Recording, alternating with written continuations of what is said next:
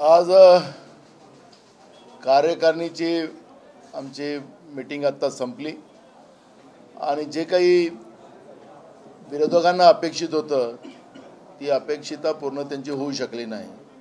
त्यामुळे मूळ प्रश्न आहे की काँग्रेस एक संघ आहे आणि मी सातत्याने सांगत होतो की काँग्रेसमध्ये कुठेही वाद नाही, आम्ही सगळे एक आहोत असा संदेश मी सातत्याने देत होतो। पण नागपूर आणि अमरावतीच्या निवडणुका हरल्यानंतर ज्या पद्धतीचं भारतीय जनता पार्टीच्या वतीनं एक वातावरण काँग्रेसच्या बद्दल निर्माण करण्याचं काम जे सुरू झालेलं होतं आणि काँग्रेसमध्ये विभाजन आहे अशा पद्धतीचं एक चित्र पूर्ण महाराष्ट्रामध्ये निर्माण करून पुन्हा कसबा आणि चिंचवड या दोन्ही जागेमध्ये आपल्याला जिंकता येते का असा एक प्रयत्न भाजपच्या वतीने सुरू झालेला होता, पण त्याला आता पूर्णविराम झालेला आहे। आज आपल्याला आमचा कसबा आणि चिंचवड या दोन्ही महाविकास आघाडीच्या दोन्ही उमेदवाराला त्या ठिकाणी निवडून आणण्याचा एक संकल्प सुद्धा आज आमच्या कार्यकारिणीमध्ये आम्ही केलेला आहे आणि एकजुटीनं आमची पूर्ण कार्यकारिणी या दोन्ही विधानसभेमध्ये जाऊन महाविकास आघाडीच्या उमेदवाराचा प्रचार करतील आणि दोन्ही उमेदवार जिंकण्याचा एक निर्णय या ठिकाणी आम्ही केलेला आहे। काही ठराव आम्ही त्याच्यामध्ये केलेत। त्याच्यामध्ये राहुल गांधीजींनी जी पदयात्रा भारत जोडोच्या माध्यमातून केली त्या यात्रेचं कौतुक देशातच नव्हे तर जगामध्ये केलं जातं आणि त्याचा सार्थ अभिमान महाराष्ट्र प्रदेश काँग्रेसला आहे आणि म्हणून आज आम्ही एक ठराव या माध्यमातून केलेला आहे। दुसरा ठराव आमचा एक झाला की महाराष्ट्रामध्ये शेतकऱ्यांच्या बद्दलचं राज्याचं आणि केंद्राचं सरकार हे सातत्यानं दुर्लक्ष करते आहे। कापूस असेल, धान असेल, सोयाबीन असेल, कांदा असेल, या पिकाला शेतकऱ्यांच्या शेतीच्या मालाला भाव नाही, शेतकऱ्यांचा माल शेतीमाल घेतला जात नाही, त्याला घेतला तर त्याला वेळेवर पैसे दिले जात नाही आणि मोठ्या प्रमाणात शेतकऱ्यांच्या आत्महत्या आता महाराष्ट्रामध्ये सुरू आहे।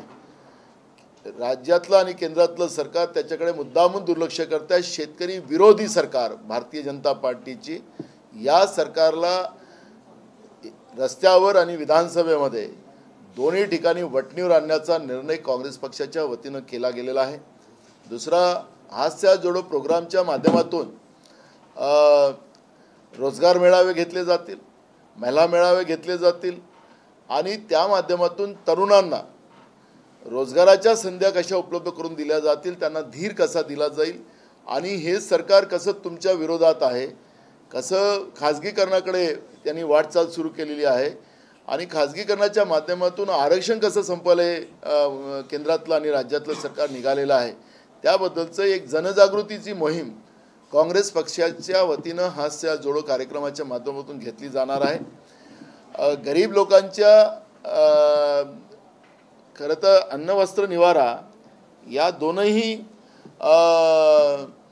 ज्या अन्न वस्त्र निवारा या मूलभूत अधिकार असताना सुद्धा घरकुलं महाराष्ट्रातून वापस चाललीत, लोकांना घरकुलं मिळत नाही, गरीब घरकुला विना राहतात। 31 डिसेंबरला राज्यातलं सरकार गरिबांना घरं बांधून देऊ शकला नाही तर आपल्या राज्यातला कोटा दुसऱ्या राज्यामध्ये गुजरातमध्ये जसं उद्योग वापस गेले तसं राज्यातले घरकुलं गरिबाचे सुद्धा गुजरातला पाठवण्याचं पाप महाराष्ट्रातलं एकनाथ शिंदे आणि फडणवीसाच्या सरकारने केलं। गरीब विरोधी हे सरकार आणि दुसरं माध्यमावर सातत्यानं होणारे हल्ले, सत्तेचा दुरुपयोग आपण पाहिलं असेल की रिफायनरीच्या याच्यामध्ये एका पत्रकाराला रत्नागिरी जिल्ह्यामध्ये त्याच्या गाडीला एका जीपनी त्याला कुचलून मारण्याचं पाप त्या ठिकाणी झालं। पत्रकाराला सुरक्षित, या राज्यात पत्रकार सुरक्षित नाही, महिला सुरक्षित नाही आणि त्या दृष्टिकोनातून काँग्रेस पक्ष ही लढाई विधानसभेत आणि रस्त्यावर लढेल। पत्रकाराच्या कुटुंबाला ते काही घोषणा केली सरकारने की 25 लाख देऊ, तर 25 लाखामध्ये त्यांनी जीव वापस आणतात काय?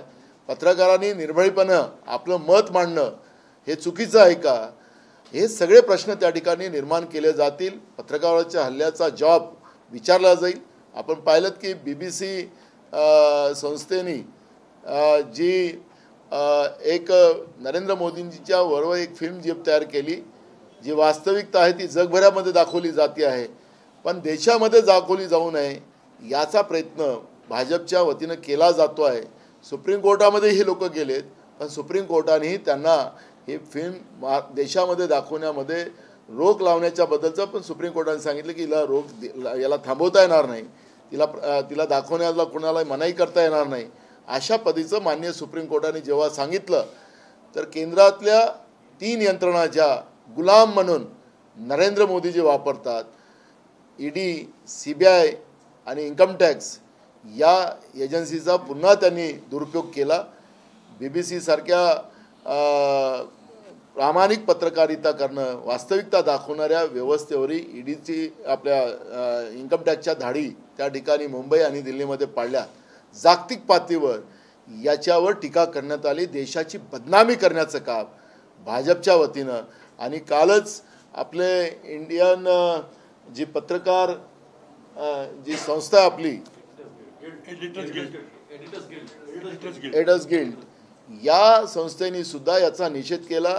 त्याच्यामध्ये दैनिक भास्कर असेल अशा काही पेपरचा सुद्धा त्याच्यामध्ये उल्लेख केला की मागच्या वेळेसही सरकारचे जे काही या देशाचं हे अहित करताय असं पेपर जे काही लिहितं त्याबद्दलचाही उल्लेख या संस्थेने प्रामुख्यानं केलेला आहे. आणि ही आता या पद्धतीची जी हुकुमशाही आहे हे आता सहन केली जाणार नाही अशा पद्धतीची या संस्थेने सुद्धा भूमिका घेतलेली आहे. आमचे नेते राहुल गांधीजी आणि आमचे राष्ट्रीय अध्यक्ष मल्लिकार्जुन खरगे साहेबांनी सुद्धा जे लोकसभेमध्ये आणि राज्यसभेमध्ये अदानी ग्रुपच्या संबंधाच्या बद्दलचे प्रश्न उपस्थित केले, ज्याच्यात LIC असेल, SBI असेल, ज्या बँकांना असं लुटलं गेलं, डाका टाकण्यात आला, सामान्याचे पैसे लुटले गेलेत, या सगळ्यांचे प्रश्न आणि अदानीशी नरेंद्र मोदीजीचे संबंध काय, ते कुठल्या कुठल्या देशात त्यांच्याबरोबर होते, त्या देशामध्ये कसे कॉन्ट्रॅक्ट मिळवून दिले, हे प्रश्न विचारले असतात. ते प्रश्नच लोकसभेच्या आणि राज्यसभेच्या पटलावून काढणं म्हणजे लोकशाहीचा खून जो झाला त्याचाही निषेध करण्याचा ठराव आम्ही आज आमच्या कार्यकारिणीमध्ये घेतलेला आहे. आणि लोकशाही जिवंत राहिली पाहिजे, संविधान जिवंत राहिलं पाहिजे आणि हा देश महासत्ताक बनला पाहिजे. जे स्वप्न राहुल गांधीजींचं, सोनिया गांधींचं आहे हे पूर्ण करण्याचा एक संकल्पसुद्धा आम्ही आजच्या या कार्यकारिणीच्या बैठकीमध्ये केलेला आहे.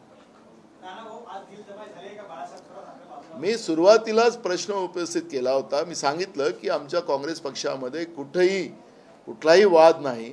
हा एक वातावरण नागपूर आणि अमरावतीची निवडणूक जिंकण्यासाठी केलेलं एक वातावरण होतं. त्याचं मी सुरुवातीलाच काँग्रेसचा प्रदेशाध्यक्ष म्हणून त्याचा मी स्तुवाच केलेलं होतं की आमचा कुठलाही वाद नाही. बाळासाहेबांनी सुद्धा परवा आपल्याला सांगितलं की आमचा कुठेही वाद नाही. आपण वाद निर्माण करण्याचा जो प्रयत्न झालेला आहे तो आता फोल ठरलेला आहे आणि कसबा आणि चिंचवड या दोन्ही निवडणुका महाविकास आघाडी म्हणून आम्ही जिंकू.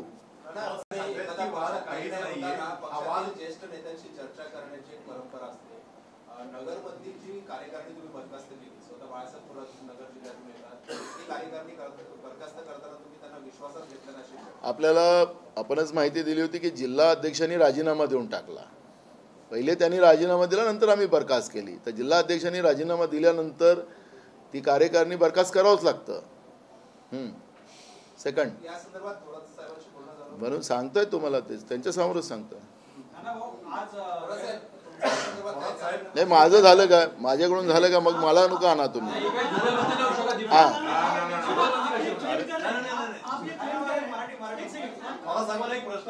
नाही माझं झालं काय, माझं चर्चा राष्ट्रीय पातळीवर नेली, तुम्ही खाली कशा करता. लेकिन जब एस के पाटिल जी मुंबई में आए, बाला साहब को मिलने गए, उनके वापस जो नीचे आए तो उन्होंने बहुत क्लियरली कहा कि मैं उनका रेजिग्नेशन एक्सेप्ट नहीं करूंगा. There is no chance to accept his resignation. इसका मतलब कुछ तो देखो आपका यही तो गलतफहमी होता है. बाला साहब का एक्सीडेंट हुआ, एच के पाटिल साहब पहली बार मुंबई आए तो उनके घर में गए. एक्चुअली वो बड़े सब नेताओं से वो मिले, लेकिन उनका एक्सीडेंट हुआ तो उनके घर में जाके मिले. ये तो इंसानियत तो रखना ही पड़ेगा ना. तो तुमने मैं कैमरे में देखा कि बाला साहब को मनाने के लिए गए, अब उनकी तबीयत ठीक नहीं तो उनको मिलने गए, अब तुमने उसको उल्टा कर दिया. अब मैं यही कहना चाहता हूँ कि कोई इनफाइटिंग नहीं है, और कोई फाइटिंग रहती तो अभी यहाँ फाइटिंग होती ना। हम लोग कितने हंसे यहाँ पर आज, आपने देखा होगा, आवाज़ तो नीचे आया होगा, हम लोगों ने तो लाइव रखा था, आप देख सकते हो।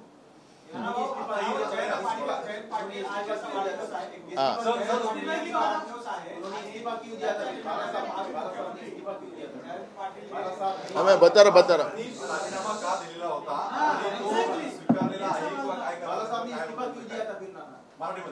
व्हॅलेंटाईन डे अरे अब बाला साहब से मैं बंद कर दूं ना, मैं बाद में मैं नहीं बोलूंगा, बाला साहब बोलेंगे पूरा। व्हॅलेंटाईन डे झाला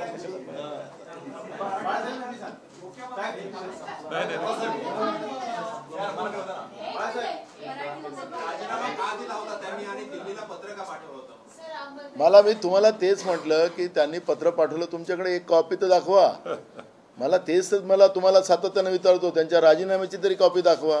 तुम्हाला मी सातत्यानं मीच मांडत होतो प्रश्न, ते बाळासाहेबांना आतमध्ये ते आपलं रूममध्ये तुमचा टीव्ही पाठवतो, त्यांना काय वेदना होत होत्या, तुम्हाला त्यांच्या वेदना वाढवायचं काम तुम्ही केलं काय? नाना एचके पाटलांनी मान्य केलेलं आहे की थोरातांनी राजीनामा दिलेला आहे, तो आम्ही ऍक्सेप्ट करणार नाही, तुम्ही कसं म्हणताय की दिलेलं नाही म्हणून?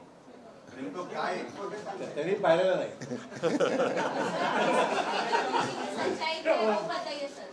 अरे सच्चाई कुछ नहीं, कोई झगड़ा नहीं, कांग्रेस एक है। और आपने देखा होगा कि आज कार्यकारिणी का जो मीटिंग में हम लोगों ने जो कोई जीत हासिल की है, जनता ने कांग्रेस और महाविकास आघाड़ी को जो आशीर्वाद दिया उसकी हमने खुशी मनाई, और आने वाली सब लड़ाइयाँ कैसी जीती जाए उसकी एक रणनीति हमने बनाई, और हम सब लोग एक हैं। चलो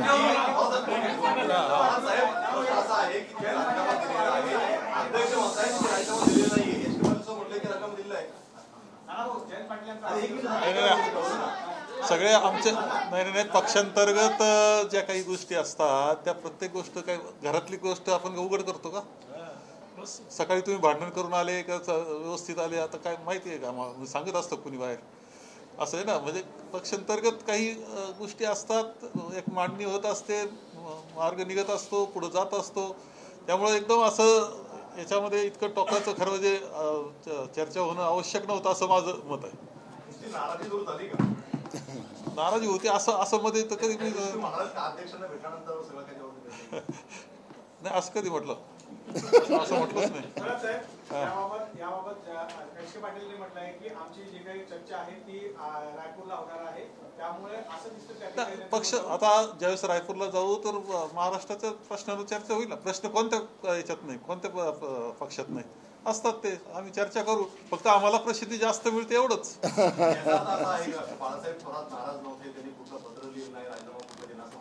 लिडिंग क्वेश्चन तुम्ही विचारले नाही पाहिजे। आजचं स्टेटस काय, आजचं स्टेटस काय हे तुम्ही दिसतंय ना, तुमच्या पुढे आहे ना आता स्टेटस, वेगळं स्टेटस सांगण्याची आवश्यकता आहे का? स्टेटस कुठं स्टेटस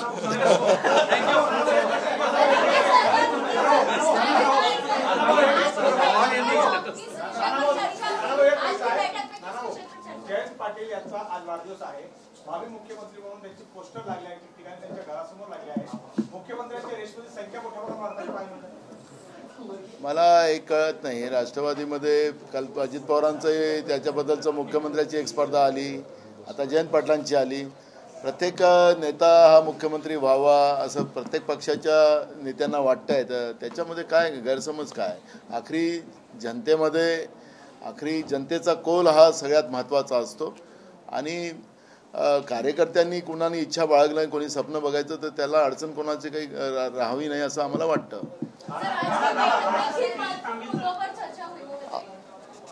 आज के बैठक में राहुल गांधी जी का एक उनकी जो कन्याकुमारी कश्मीर जो पदयात्रा हुई, जिस तरह से उनने जनता का दर्द समझा, उसके बारे में उसको न्याय देने की भूमिका रखी, और उस यात्रा को सफलता से बारिश धूप और बर्फ के बीच में से वो यात्रा कश्मीर तक पहुंची, और सक्सेस यात्रा उसका एक अभिनंदन का ठहराव आज के कार्यकारिणी में रखा गया था। जिस तरह से किसानों के बारे में महाराष्ट्र में हो, आज कपास के दाम केंद्र सरकार की गलत नीतियों की वजह से गिराए गए, राज्य सरकार उसमें मदद करने को तैयार नहीं है। कपास हो, सोयाबीन हो, धान हो, प्याज हो, ऐसे सभी किसानों को बर्बाद करने की व्यवस्था जो केंद्र और राज्य के सरकार ने, बीजेपी ने की है, उसके विरोध में रास्ते पे उतर के लड़ने की और विधानसभा में लड़ने की भूमिका आज के ठहराव में हमने, आज के कार्यकारिणी में की है। दूसरा महत्व का प्रश्न है कि पत्रकारों को भी आवाज़ उठाने के बाद मारा जाता है। रत्नागिरी जिले में रिफाइनरी के प्रकरण में जिस तरह से वारसे नाम का जो पत्रकार था, शशिकांत वारसे नाम का जो पत्रकार था, उसको गाड़ी के नीचे कुचलकर मारा गया है, पत्रकार की हत्या की गई है। और ये महाराज जैसे प्रोग्राम जो शाहू फुले अम्बेडकर के विचारधारा के राज्य में इस तरह से अगर पत्रकारों को मारा जाता हो, उसका मर्डर किया जाता हो, तो ये निषेधार्थ है। उसका सवाल हम विधानसभा में पूछेंगे। और 25 लाख की मदद पत्रकार के परिवार को की जा रही है, इस तरह की मैंने एक न्यूज़ सुनी। 25 लाख से अगर जान वापस आती है, पत्रकारों की जान लेकर उसको इस तरह से उनके परिवार को सांत्वन किया जाता हो, 25 लाख से नहीं, उसकी ज़िंदगी कैसी वापस आए, जिसलिए वो लड़ रहा था वो लड़ाई कैसी वापस आए, ये सब सवाल हम वहाँ पूछेंगे। जिस तरह से बीबीसी के ऊपर, उस संस्था के ऊपर जो कार्रवाई की जा रही है और उस कार्रवाई के माध्यम से इनकम टैक्स की मुंबई और दिल्ली में जिस तरह से कल से जो उनकी रेट गिराने का काम शुरू हुआ है, उसका विरोध पूरे दुनिया में होना शुरू हुआ है। हमारे देश की बदनामी करने का पाप जो बीजेपी कर रही है कि यहाँ लोकतंत्र नहीं बचा है, या हुकुमशाह कोई बैठा है, और इससे हमारे लोकतंत्र को खतरा पहुँचा है। और उसके लिए उसका भी हम निषेध करते हैं। हम, क्योंकि आज पत्रकार जो ऑल इंडिया जो संगठन है, उनने भी उस विषय में अपना पत्रक निकाला है, उसका निषेध किया है। कांग्रेस पार्टी ने भी उसका उस बीबीसी के ऊपर कार्रवाई का निषेध किया है। जिस तरह से अदानी ग्रुप के ऊपर अदानी ने जिस तरह से झूठे पेपर दिखाकर SBI हो, LIC हो, इसमें से पैसे लूटे, आम आदमी के पैसे लूटे।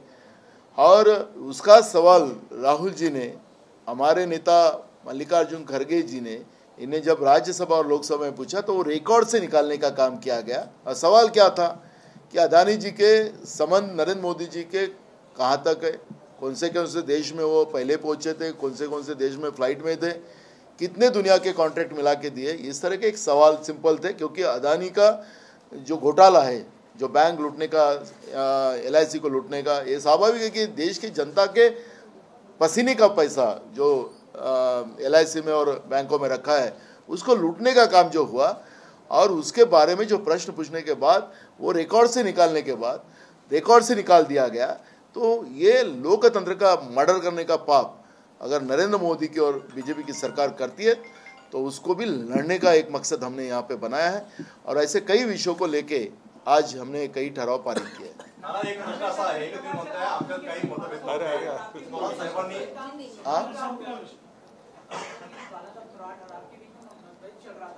ये मीडिया का बीच में का मतभेद था, हमारा आपस में कोई मतभेद नहीं था। आज आपने देखा होगा कि इस तरह का माहौल बनाने का बीजेपी ने एक डिसाइड किया था, क्योंकि नागपुर और अमरावती का जो इलेक्शन चल रहा था उसको जीतने के लिए उन लोगों ने उस तरह का माहौल बनाया था। और माहौल को बढ़ाने की कोशिश वो कर रहे थे, क्योंकि कस्बा और चिचवड़ में जब बाई इलेक्शन लगे हैं, उस बाई इलेक्शन को भी जीतने की कोशिश बीजेपी करना चाहती है। लेकिन ये मकसद कभी उनका सक्सेस नहीं होगा। महाविकास आघाड़ी के, हमारे कस्बा के और चिचवड़ के दोनों उम्मीदवार हमारे जीत के आएंगे।